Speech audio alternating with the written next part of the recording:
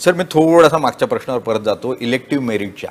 मुळात आमच्यासारख्या अनेकांना प्रश्न पडतो, इलेक्टिव्ह मेरिट म्हणजे अखेरीस काय असतं? असं आहे की एक आपल्याला राजकीय कार्यकर्ते म्हणून एक जमिनीवरचा फील असतो. त्या मतदारसंघात पूर्वीच्या काळामध्ये लोकांनी कशा पद्धतीनं मतदान केलं आहे हे आपल्याला माहिती असतं.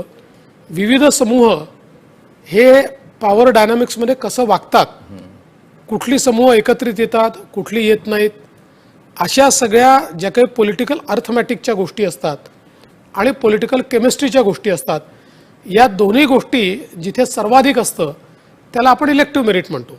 त्यामुळे आम्ही काही प्रायव्हेट एजन्सीजचे सर्वे देखील आमच्याकडे असतात.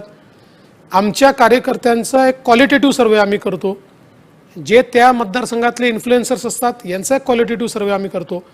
आणि पूर्वीच्या काळामध्ये तो मतदारसंघ कशा प्रकारे मतदान करतोय याचं एक प्रकारे ॲनालिसिस आम्ही करतो.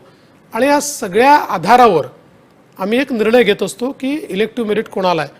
अर्थात याचा अर्थ 100% वेळ आम्ही योग्य ठरतो असं नाही आहे. कधीकधी आमचे अंदाज सपशेल चूक ठरतात, पण बहुतांश वेळी ते योग्य देखील ठरतात. सर तुम्ही केमिस्ट्रीबद्दल बोललात, पण आम्ही ऐकून आहोत की हे सगळं इकॉनॉमिक्स असतं म्हणून. पॉलिटिकल इकॉनॉमिक्स आहे, it is not pure economics, it is political economics. त्यामुळे पैशाच्या आधारावर निवडणुका जिंकता येतात या मताचा मी नाही आहे. पैशाच्या आधारावर एखादा व्यक्ती थोडं मॅनिप्युलेशन करू शकतो, थोडं अधिक बळ त्या ठिकाणी करू शकतो, पण निवडणूक जिंकण्याकरता अनेक फॅक्टर असतात.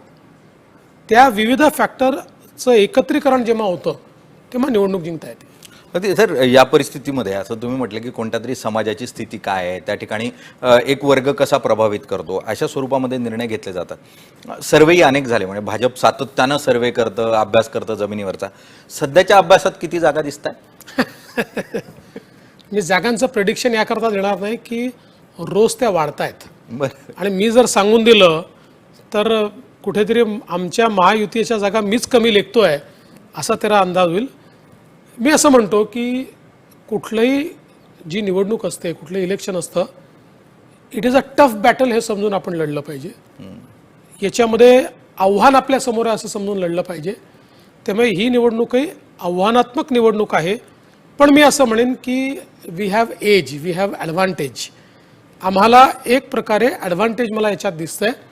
त्यामुळे महायुतीचं सरकार येईलच अशा प्रकारची परिस्थिती मला दिसायला लागली. याच्यामध्ये काही जण विश्लेषण असं करतात की ॲडव्हान्टेज युतीला आहे, निश्चित आहे, पण ते ॲडव्हान्टेज केंद्रात सत्ता असल्याचं आहे. तुम्हाला असं वाटतं? बघा, आता ॲडव्हान्टेज केंद्रातल्या सत्तेचं आहे का राज्यातल्या सत्तेचं आहे हे महत्त्वाचं नसतं. ॲडव्हान्टेज आहे हे महत्त्वाचं आहे.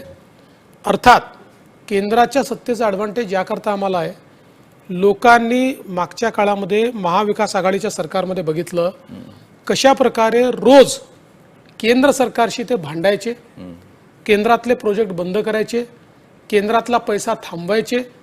एक प्रकारे केंद्राचा पैसा आम्हाला नको अशा प्रकारची भूमिका घ्यायचे. आणि त्यामुळे महाराष्ट्राचं झालेलं नुकसान हे लोकांनी बघितलं आहे. त्याच पार्श्वभूमीवर गेल्या 2.5 वर्षामध्ये केंद्राने केलेली मदत आणि केंद्र आणि राज्य एकत्रित काम करत असताना काय फायदा होतो हे लोकांनी निश्चितपणे बघितलेला आहे. त्याचा फायदा होईल.